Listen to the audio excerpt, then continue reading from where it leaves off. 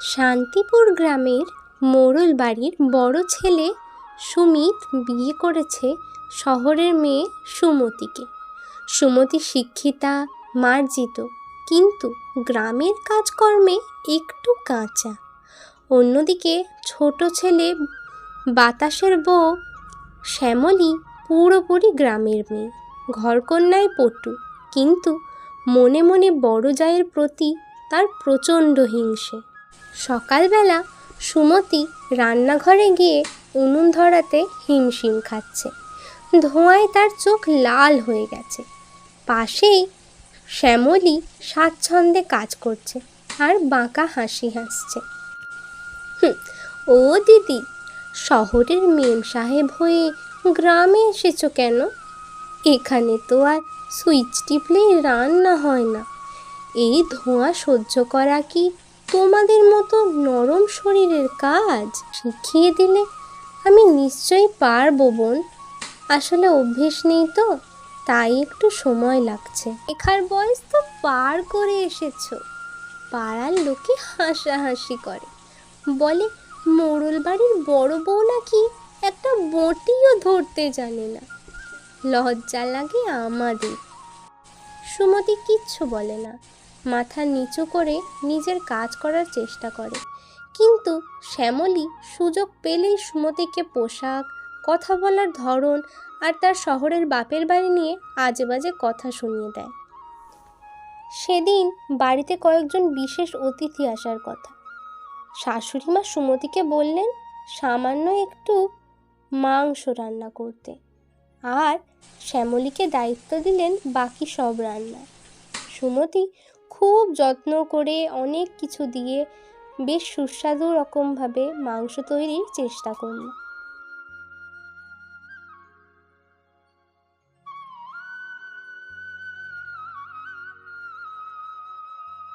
এই নাও বোন, দেখো তো মাংসটা কেমন হয়েছে। বাটিতে বেড়ে অতিথিদের সামনে দিয়ে দাও তো।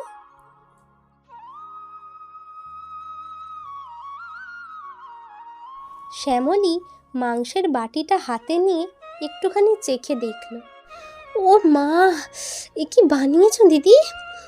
এটা এটা মাংস নাকি পুরো লঙ্কার গুঁড়োটাই ঢেলে দিয়েছো? তোমাদের শহরের মানুষরা এসব খায়? কেন কেন কি হয়েছে বোন? আমি তো সব চেখেই দেখলাম। চেখে দেখেছো? আর মিথ্যে বলো না। এই বাড়ির অতিথিদের তোমার মারারি ধান্দা ছিল দিদি। আর এতে স্বাদ কি করে পাবো? ঝালেই তো ভরপুর। আসলে তোমাদের মতো শহুরে মেম সাহেবদের দিয়ে আর গেরস্তালি হয়? শুধু বড় বড় ডিগ্রি নিয়ে পড়াশোনা করলেই হয় না, একটা খুন্তি ধরার মুড়ো তো থাকা চায়। শাশুড়ি মা ঘরে ঢুকতেই শ্যামলী আরও চড়া গলায় বলতে লাগলো, মা দেখুন আপনার গুণবতী বড় বউয়ের কাণ্ড। অতিথিরা খেলে আমাদের বংশের মান আর থাকবে না। ভাববে মোড়ল বাড়ির বড় বউরা বুঝি রান্নাও জানে না। দিদি, তুমি বরং গিয়ে তোমার ওই ল্যাপটপ নিয়ে বসো। রান্না বান্নাটা আমাদের মতো গ্রাম্য মেয়েদের হাতে ছেড়ে দাও। তোমাদের হাত তো সাবান দিয়ে ধোয়া, এই হাঁড়ি কড়াইতে হাত দিলে তো আবার ছাল উঠে যাবে।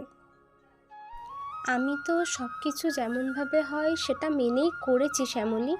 তুমি চাইলে আমি আবার করে দিচ্ছি। শ্যামলী থামিয়ে দিয়ে বলে, আর করতে হবে না। তোমার ওই শহুরে দয়া আমাদের দরকার নেই দিদি।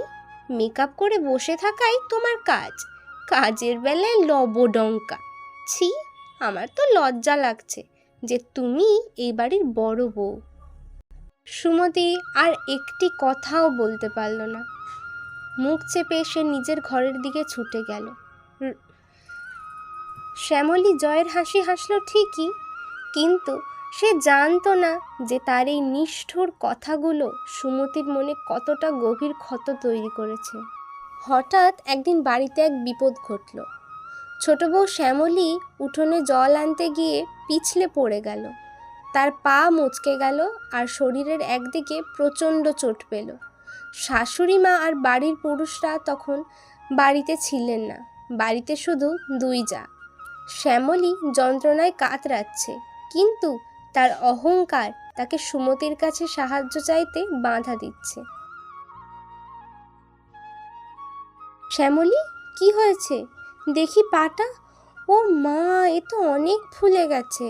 তুমি গিয়ে নিজের কাজ করো তো দিদি, শহরের মেয়ে তুমি, তা বলে কি ডাক্তার বদ্যি করতেও জানবে না কি?